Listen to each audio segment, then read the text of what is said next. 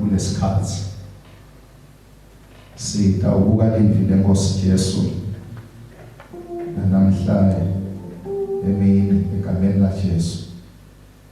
Hallelujah. Ake sesikhuleke singakafunzi. Babe wethu longcwele. Father, we come before you in total humility.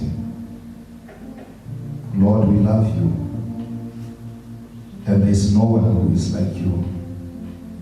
Sitawukhonda wena wedwa Nkulunkulu egameni lika Jesu. Holy Spirit, siyeta kuwe nelibandla lakho lowatithengela nengadi yakho. Nkulunkulu wethu longcwele waba umhlatshelo longiwo babe wethu lomangalisako. Livi lakho Nkosi lithi yakho ingadi ikhuluma ngcono ngengadi ya Abela, ngoba yona ikhuluma insinziso, ikhuluma inthethelelo.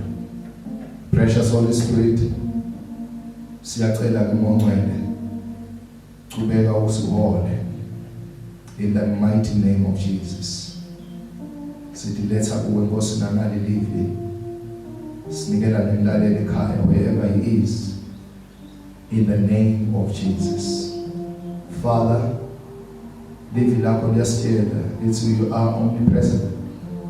Baba wethu longcwele, khona endaweni yonke sikusise nakalokho egameni lakho Kristu. Amen. Hallelujah. Siyambonga Nkulunkulu bazalwane losiholile emalangeni laphelile sisabuka livi laNkulunkulu. Kumbe masisaqala sibukile indzaba yekubethelwa kwaJesu noma sabuka indzaba yokuthandaza kwakhe eGetsemane, sabuka phasi kwesihloko lesithi the agony of Gethsemane. The agony of Gethsemane. Sibuka usizi lolwehlela kuJesu before bethelwe esiphambanweni, akhala kuNkulunkulu athandaza. Bible lithi ithukuthukuthu takhe taze tafananiswa taba njengengadi tehlela phasi emhlabathini. So we looked at the agony of Gethsemane, and isaqhubeka sabuka nayitolo indzaba yokuthi Jesu he died for our sins. Wabethelwa wafa wafela tono tethu. Sabuka indzaba ya Isaiah. We looked at Christ as a suffering servant. A suffering servant. Sabuka, why did he have to suffer? It was because of the sins of his people. Bona uthando lwakhe olukhulu ahamba aya kuyobethelwa. Isaiah uthi bekafanana nemvu phambi kwebabhuzi bayo, akazange awuvule umlomo. Sanaka into letinene nekwekuthi it was the will of the Father for Jesus Christ to die. Hallelujah. And he was born to die. He was born to die. Ekugcineni sekafile Jesu wakhuluma amagama that it is finished. It is finished. Siphethe ukuthi sibuke ukuthi masekathi it's finished. I believe angels in heaven that the moment that it's coming home because we've accomplished the task lebeking at all. So namhla sithathe sibuke bandla kaNkulunkulu. Sibuke phansi kwesihloko lesithi a ministry of reconciliation. Inkonzo yokubuyisana. Hallelujah. Sabuka incwadi yabaseKorinte besibili sahluko saka 5. Kula sita ubuka khona incwadi yabaseKorinte besibili sabuka khona sahluko saka 5. Phasi kwanasi sihloko lesithi Christ gave us a ministry of reconciliation. Inkonzo yokubuyisana. Hallelujah. Ake senifunze ke bazalwane. Daqala kufunza verse number 14. Kuthi luthando lwaKristu liyasithuba. Sesithi simathe sefika kunasi isiphetho lesekuthi umunye lo wafela bonke ngabo ngebonke bafa. Wabafela bonke kuze kuthi bonke labo labafela bangabe basaphilela. Kodwa baphilela yena lo wabafela waphindze wavuselwa bona. Ngakho ke usukela nyalo asiseyi ukwathi umuntu ngekwenyama.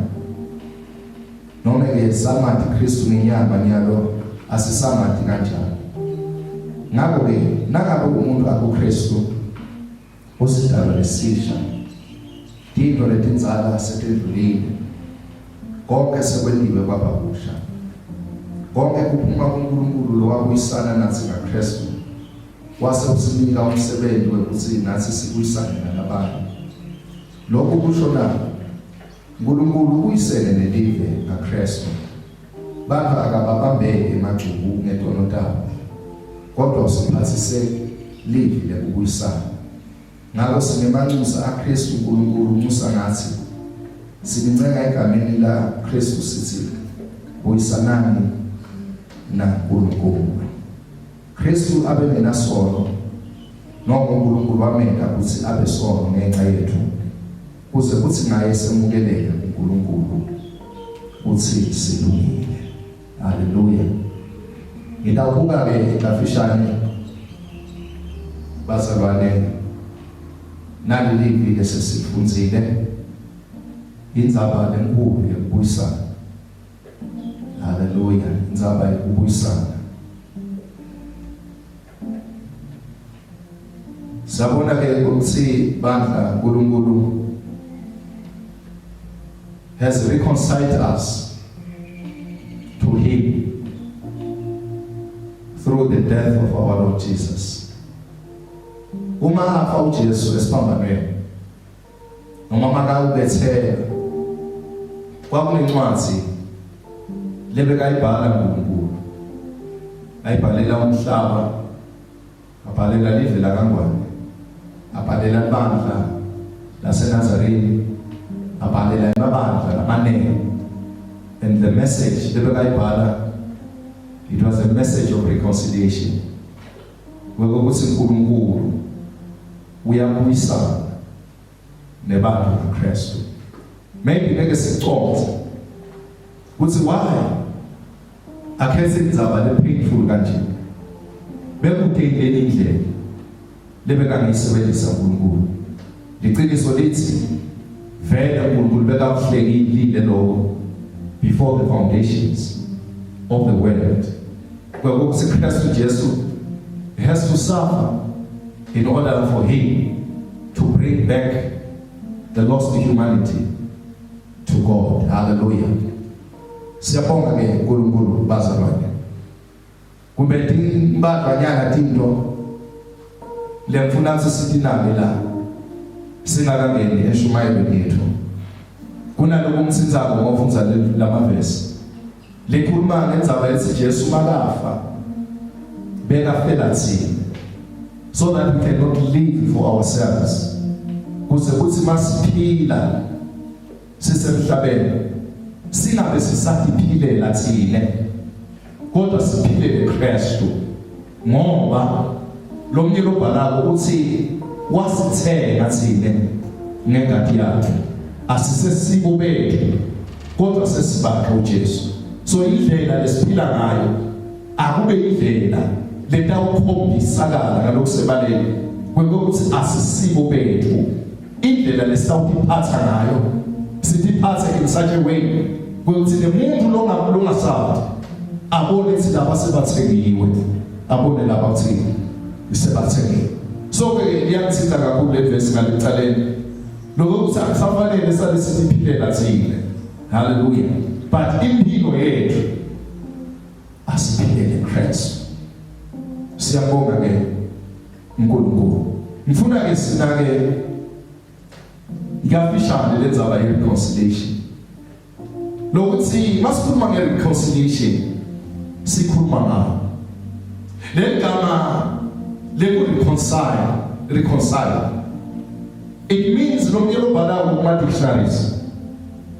It means to restore a friendship, or ukubuyisela umngane, or it means to settle something. Noma kuseklisha or to resolve into lethinte phakathi kubantu lababili. Hallelujah. So ekusho ukurestorisha i-friendship. Lokusho ukuthi there was once a friendship, but kwaba netinto letendekayo. Letenda lobudlelwane bendalo balimala bazalwane. Kodwa uma ke sesirestore sesibuyisela tinto lebete khona kuthi phindze kuthubeke njengayintolo. Hallelujah. Kristu usiketele inkonzo, usendelele inkonzo. Kumbeke masingena kunemaphuthu nje lamathathu lemfuna sinjengebandla siwanapha. Why do we need reconciliation? No uNkulunkulu na. Why do we need a reconciliation? Sidingelana ukubuyisana naNkulunkulu. Number one, it is because of sin. Sono sathi masifika sabhidla ubudlelwano lebe bekhona phakathi kwemuntu naNkulunkulu. And sono masifika sakha ubonza phakathi kwemuntu naNkulunkulu. Uthi makakhuluma Isaiah sakhulusa ka59 livesi lekuqala uyasiyela ukuthi sono sethu sibusithile kuso kaNkulunkulu. Hallelujah. Sibusithile lesono sivele as a barrier. Sathandaza uNkulunkulu wakhe wasifa. Kumbe zaba setingine isandla sakhe sakhe safinyelela kithi. Why? It's because of sin. Oh, bazalwane.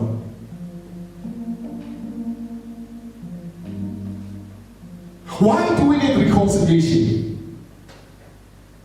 It is because of sin. Isaiah. The hand of the Lord is not too short to save, neither his ear heavy that it can hear. But our sins have separated us from God. Romans 3 verse 23. Ngokuba bonke bonile bakhashane basilelwe inkazimulo kaNkulunkulu. Lo singa sifune reconciliation bazalwane. It is because of sin.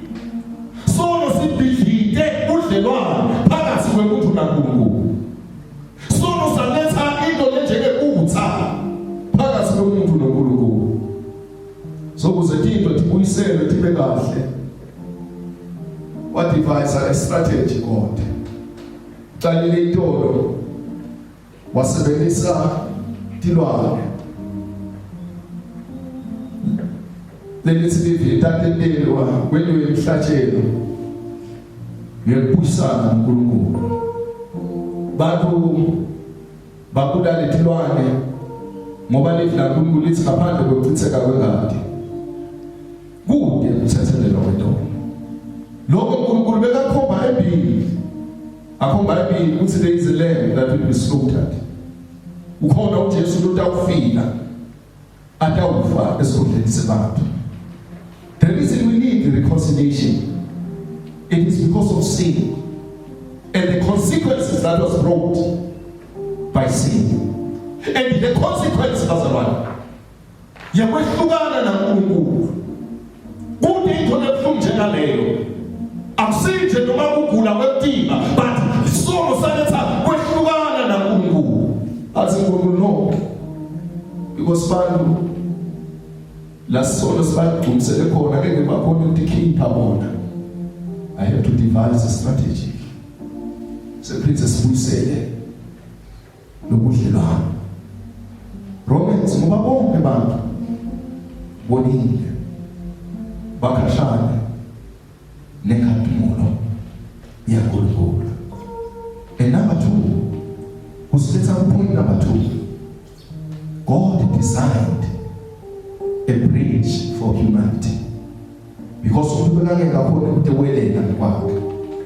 then God, out of his love, designed a bridge. Oh, hallelujah. He designed a bridge. Akazame uNkulunkulu afune ukuthi umuntu ahlale emshiyalo yakhe. Akazame uNkulunkulu afune ukuthi umuntu abhaphe esonweni kuphela. But God designed a bridge.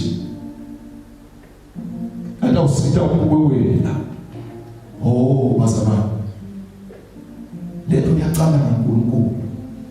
It never came from us. Thina nje abantu ngoba kusasonile kungabe lithi wasithatha uKristu singakamthathi. Wafa esikhundleni sethu sisela kamade thina. Yabona uplan laNkulunkulu bazalwane. It came from his heart. Ngenxa yesikamthatha umuntu.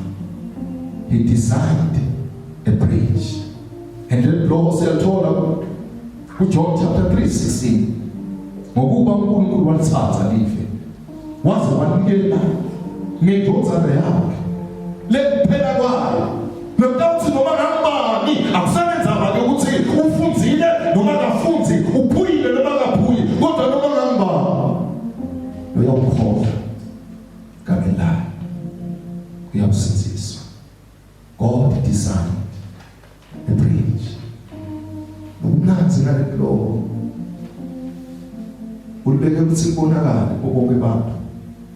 Kungakho bakhuluma thithu uzumusa uNkosi wesiziswa ubonakalisiwe kubo bonke abantu kude lobayidekile. Amasanza ayakhomba ukuthi there is a bridge. Kwethu lokuthatha sikwende ulemukela sinethembe uzila usekwendela ngeshe. God designed the bridge. He provided a lamb to take away the sins of the whole world. Mawufunza incwadi yaJohane sahluko sekuqala verse 29. Makabona Johane ubona uJesu aqedza kubhaphatisa, uyabona wedlula lapha kwaba letitho leti kwabuka emoyeni waJohane. Bekababonile labantu bedlula ngaso sona leso standard. But makabona uJesu moya lomdoli wakhuluma titho wabese uyakhuluma Johane amoya athi behold the Lamb of God. Oh bazalwane, lamanye bakumusho akasho nje kanjalo kuphela athi behold the Lamb that has been provided by God. Ukuthi tikhona tivala letiyelementi khetha abantu kokuthi naye uyethembile abayihlolile baphisi ukuthi ayinasiyena bakakhuluma Johane uthi lena ehlukile because ayivele kanjalo abantu. It has been provided by God and it can take away the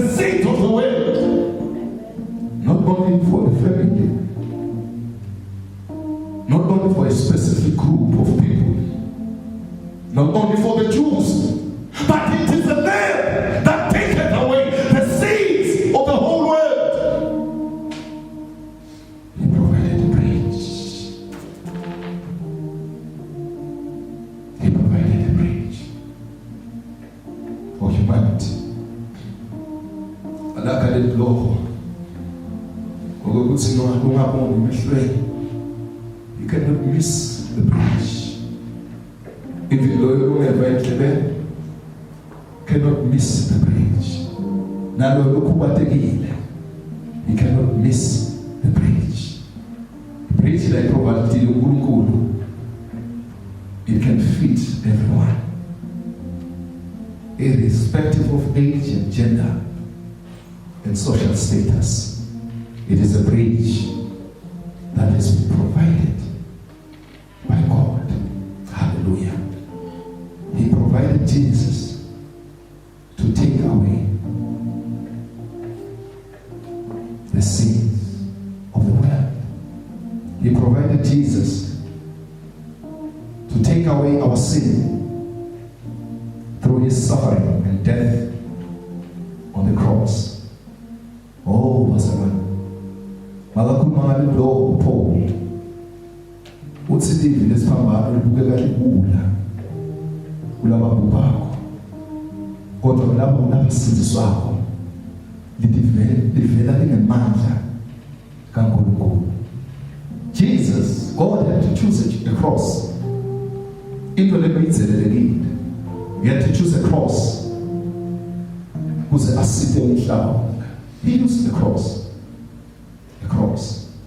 Hallelujah. That was the bridge that connected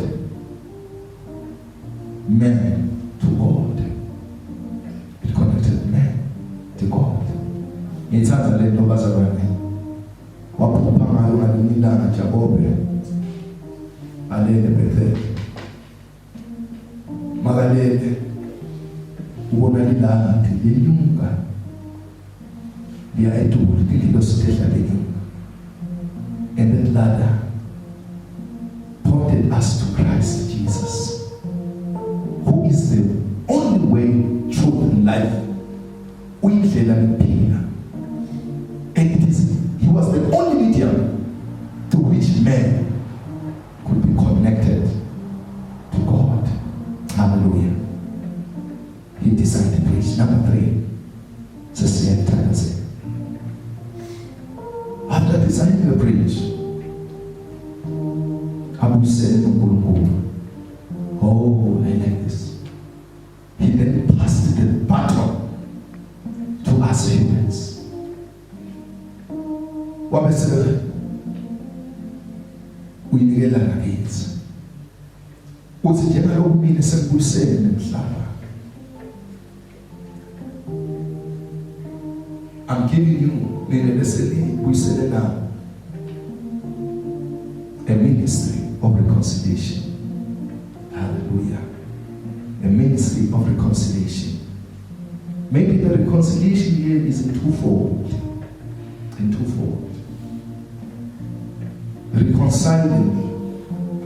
Reconciliation of man to man.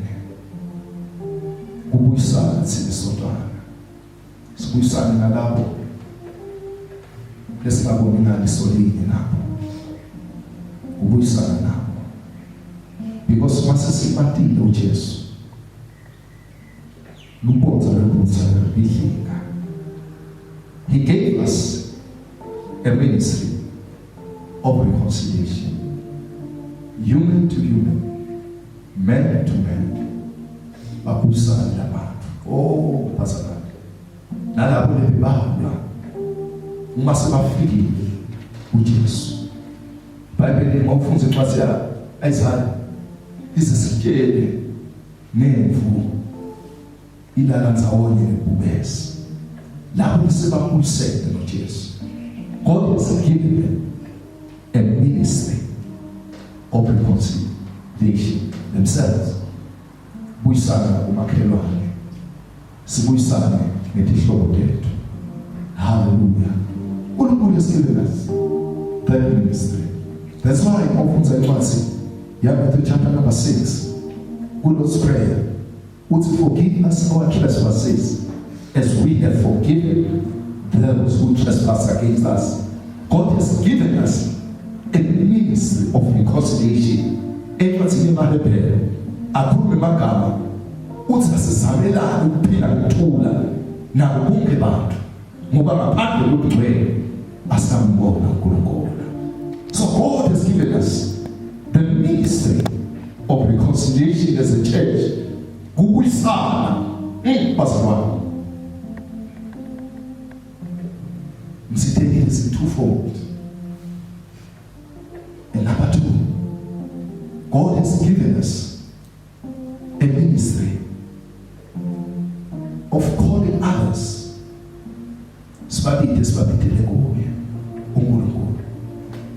God has given us a ministry of telling others that the debt has been paid in full. That is why Paul, until now we are ambassadors of Christ. Christ, we are Muslims. Let's get our one is to go out and tell the world that there is no need to die because the debt has been paid in full. God has paid the debt. We are ambassadors of the good news. Hallelujah. Hallelujah. That is my message, Pastor. I begin a moment. As Christ hung on the tree at Calvary, he was reconciling the world to God through the painful, and he not only ended there, but also he gave us a ministry of reconciliation. Hallelujah. I want us to pray. You don't need to call them whatever I'm I want to pray with you. We cannot be able to reconcile with other people on our own. We need Jesus. We need Jesus, who was able to reconcile the world, the sinful world, to God. That's the same thing. The Bible in the name of Jesus. We bless you, God Almighty. Precious Holy Spirit, you are King of glory. Apart from you, Lord Jesus, we cannot be able to do this. We need the Holy Spirit to guide, to counsel us, oh God, so that we can understand the greater mystery that you have for us. Holy Spirit, even today, let thy name be glorified, now and forever, in the mighty name of Jesus.